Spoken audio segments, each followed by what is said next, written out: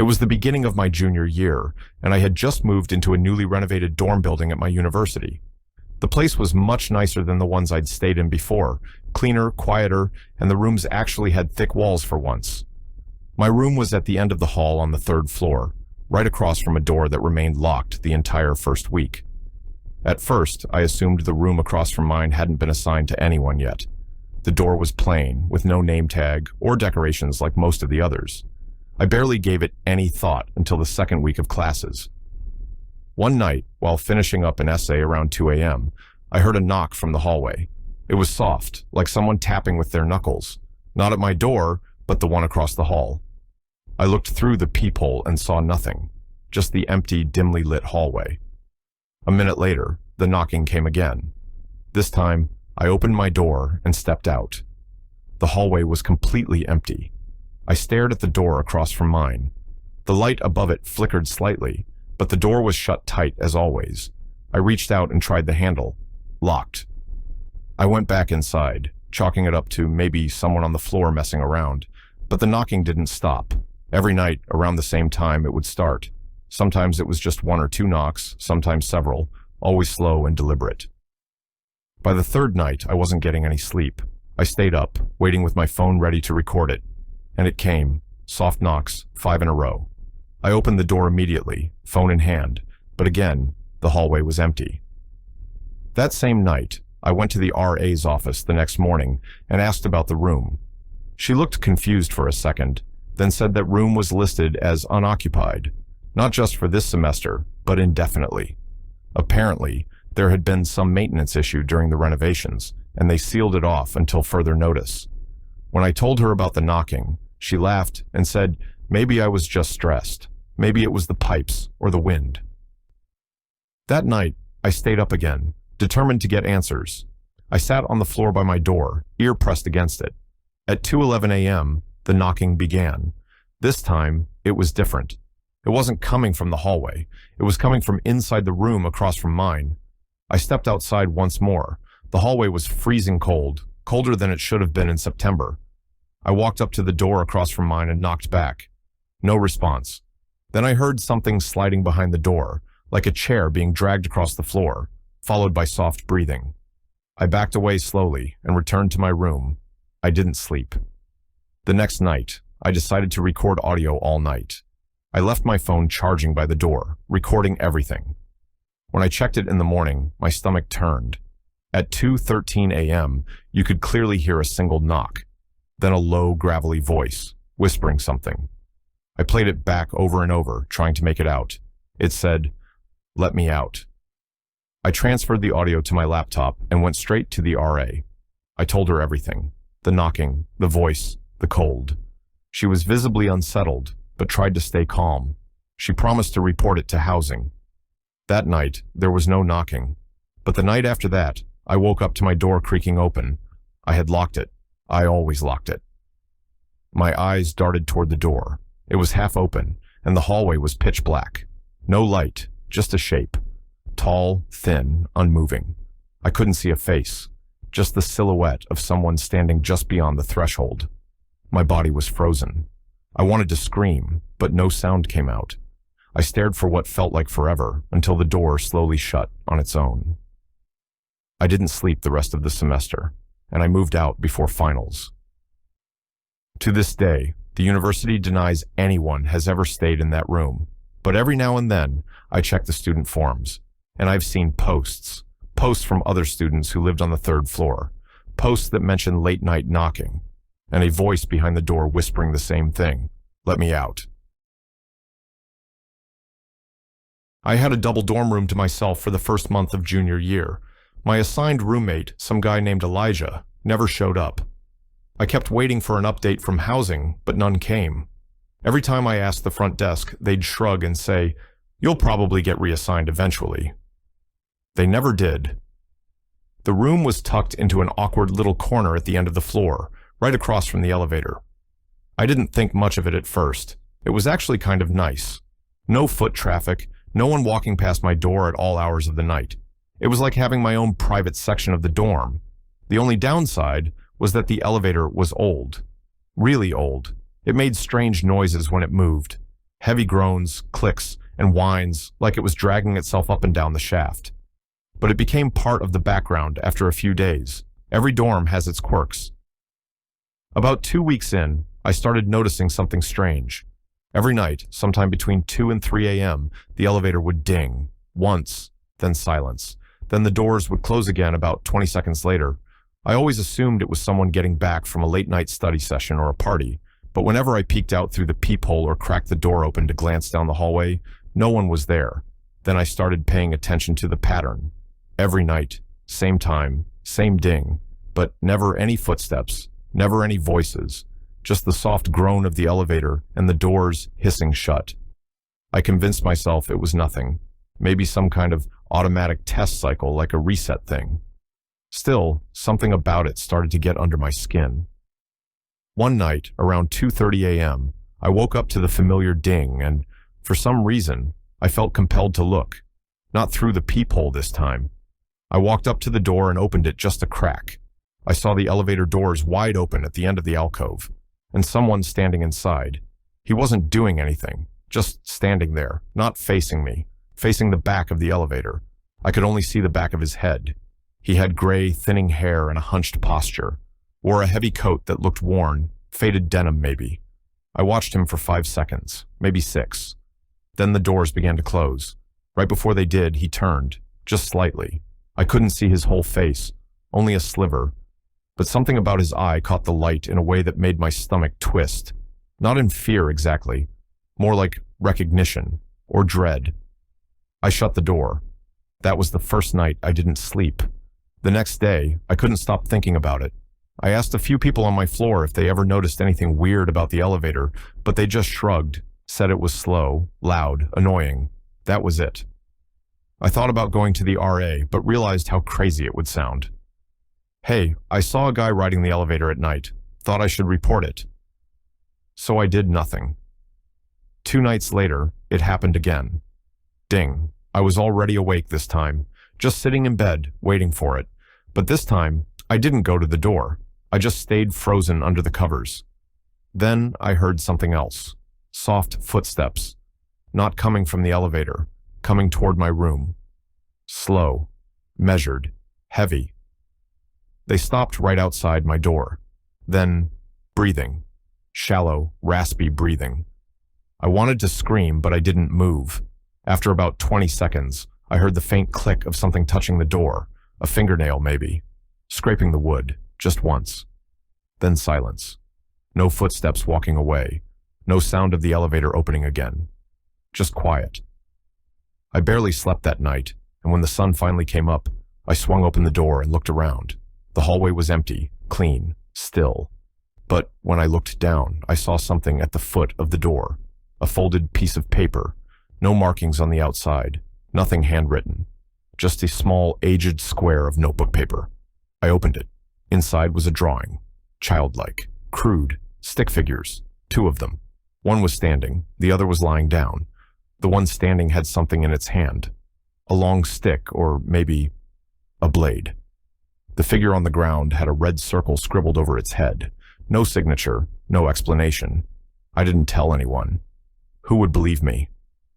That day, I went to housing to ask again about my room assignment, if they had plans to move me or fill the second bed. The woman at the desk looked confused. You're in room 539, right? Yeah, she typed for a moment, then frowned. Room 539 is supposed to be empty. I stared at her. No, I'm living there. She shook her head. That room's flagged. It's not on the active assignment list. I asked her what that meant, but she said she didn't know. Could be a mistake, but that room hasn't had a student placed in it since last spring. I asked if someone had lived there before me. She hesitated. I'm not really allowed to give out that kind of info. When I pressed her, she just said, someone moved out mid-semester, complained about strange things happening. That's all I know. That night, I didn't go back. I crashed on a friend's couch in another dorm. I didn't tell him why. The next morning, I returned to grab some stuff. I wasn't planning on staying, just packing. I opened the door slowly, expecting everything to look normal, but my desk chair was turned toward the door, and the second bed, the one that had been empty all semester, now had something lying on it. a long, dark coat. Underneath it, a pair of heavy black boots, perfectly aligned at the foot of the bed, muddy. There was a single piece of paper placed on the pillow. "You left the door open last time." I haven't stepped foot in that room again. Housing eventually moved me. When I asked the RA about the guy who lived there before me, he just said, some kid had a breakdown, said someone was watching him every night from the elevator. That elevator still dings every night, but no one ever gets off. Not anymore. It was the first Friday night of my sophomore year at Arizona State. I had just transferred, so I didn't really know anyone yet, but I'd been talking to this guy named Trevor from one of my classes. He was chill, easy to talk to, and he invited me to a party later that night at his friend's house. "It's not a frat party," he told me. "It's more underground, real laid back, not one of those packed, sweaty messes." That sounded better than the usual scene, so I agreed to go.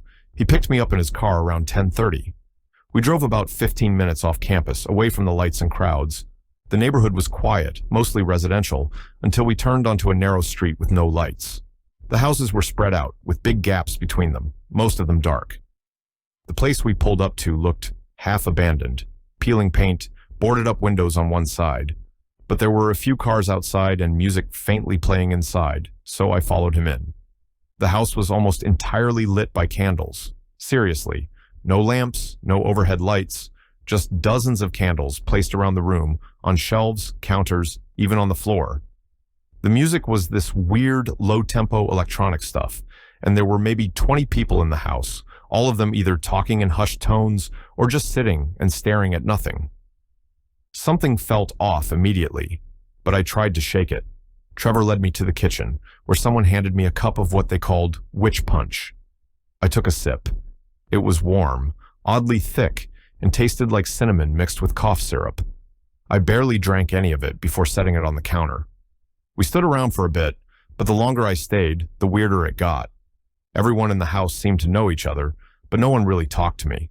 They'd glance at me, whisper something to each other, then look away. One guy, tall, bald, wearing what looked like an old church robe, kept standing in the hallway just watching me. Every time I made eye contact, he smiled. After about 20 minutes, I told Trevor I wasn't feeling well and wanted to head out. He didn't say anything, just stared at me, expressionless. I thought he was messing with me until he turned and walked into a room down the hall, leaving me standing alone. I followed him, pushing the door open, expecting maybe a bedroom. It was a completely empty room, wooden floors, bare walls, no Trevor. But there was something in the center of the room, a symbol drawn in chalk, a circle with strange shapes inside of it. I backed out immediately and turned to leave the house. But when I got to the front door, it was locked. Not just locked, chained from the inside with a padlock. I tried to open a window, but they were all nailed shut. I started to panic. I looked around for someone, anyone, who could help. But the people at the party had all gathered in the living room and were just sitting, perfectly still, staring at the floor. Then the lights, if you could even call them that, went out. The candles, all of them, extinguished at the same time, pitch black. I don't know how, but I found my way to the back door, threw my shoulder into it, and broke through the rotting wood. I ran into the backyard, over a chain-link fence, and didn't stop running until I got back to the main road. Trevor never showed up to class again. I tried asking around about him, but no one even knew who I was talking about. Not a single student in the class remembered him. When I went back to where the house was a few days later, the street was blocked off. Police tape surrounded the property, and the house was completely gutted by fire. I asked a nearby neighbor what happened, and he told me the house had been vacant for years. No one should have been inside. It was my first week living in the dorms of a college deep in the mountains. The place was beautiful, quiet, and remote. Too remote, maybe. The town was a good 30-minute drive from campus, and cell service barely existed beyond the Wi-Fi. I moved in early for an academic program, so the dorms were mostly empty. Only a few students were scattered in different buildings, and for the first couple of days, I had my room to myself. That changed when my assigned roommate, Thomas, finally showed up late one evening. He didn't knock. I was sitting on my bed reading when the door just creaked open slowly, and he stood there in the hallway, staring in. "You must be Evan," I said. He nodded, walked in without a word, and closed the door. His eyes were sunken, and his skin looked pale like he hadn't seen the sun in weeks. I tried to make conversation, asked where he was from, what he was studying, but he barely answered, just shrugged or muttered one-word responses. Eventually, he pulled out an old, beat-up duffel bag, placed it by his bed, and lay down, staring at the ceiling. That night, I heard him whispering to himself in the dark. I couldn't make out what he was saying. It wasn't English, and it didn't sound like any language I recognized. The whispering went on for hours. The next morning, I found him sitting cross-legged on the floor, his back perfectly straight, eyes closed. I thought he might have been meditating or something. I quietly got ready for the day and left. When I came back around noon, he was still in that exact same position. I said his name. He didn't move. I snapped my fingers near his face, and only then did he open his eyes slowly and say, "It's not safe after dark." I asked him what that meant, but he just stood up and went into the bathroom without answering. That night, I woke up to the sound of shuffling and soft thumping. I looked over and saw Thomas crouched beside my bed, facing away from me, rocking back and forth. He was murmuring something under his breath again, faster this time. I shot up and asked him what the hell he was doing. He didn't answer, just kept rocking. I grabbed my phone to check the time. It was 2:11 a.m. When I turned on the lamp, he jolted up, stared at me, then calmly climbed into his bed, like nothing had happened. The next day, I went to the campus housing office and asked if I could switch rooms. They said there were no openings at the moment, but they'd let me know if something came up. I debated going home until the semester started, but I didn't want to lose my spot in the program. That night, I pushed my dresser in front of the door and kept the lamp on. At around 3 in the morning, I was woken by a strange smell, like rotting meat and damp earth. The room was cold. I sat up and realized that Thomas's bed was empty. Then I heard the scratching, not outside the room, inside the walls. The sound moved, crawling, scraping. It circled the room. I stood frozen in my bed, trying to figure out if it was rats or something worse. Then I saw Thomas's duffel bag. It was open. Inside were candles, dried herbs, bones, teeth. I backed away from it and turned toward the wall where the scratching had been. It had stopped. Then Thomas's voice came from inside the wall. "You moved the dresser," he said calmly. I sprinted out of the room, barefoot, and didn't stop until I reached the dorm office. Security checked the room but found no signs of forced entry, no way to access the wall cavity. They let me stay in an empty guest room overnight. By morning, Thomas had checked out. No forwarding address, no trace. When they opened the wall, they found a narrow crawl space, barely wide enough for someone to squeeze through. The dust inside had been disturbed. There were markings on the wood, symbols carved deep. I don't know what Thomas was. I don't know what he was doing. But sometimes, late at night, I still hear the scratching, even in places he's never been.